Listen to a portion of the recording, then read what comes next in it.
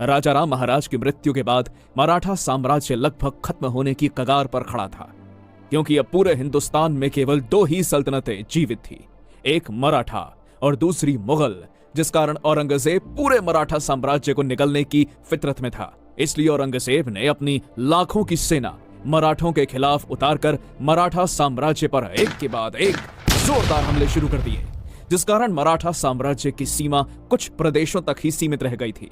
ऐसे मुश्किल हालात में मराठा साम्राज्य की कमान संभाली राजाराम महाराज की पत्नी महारानी ताराबाई ने।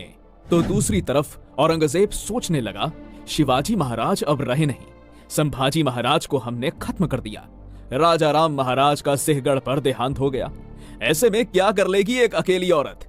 पर महारानी ताराबाई को एक साधारण स्त्री समझना औरंगजेब की बहुत बड़ी भूल थी, क्योंकि ताराबाई मराठा साम्राज्य के सेनापति हम्बीर राव मोहिते की पुत्री थी।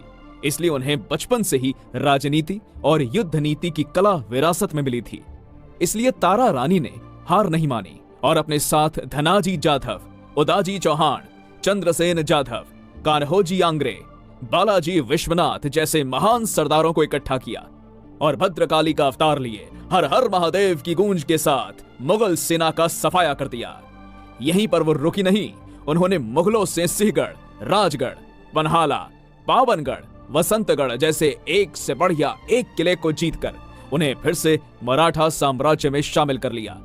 इस तरह महारानी ताराबाई के नेतृत्व में मराठा साम्राज्य नई बुलंदियों को छू रहा था।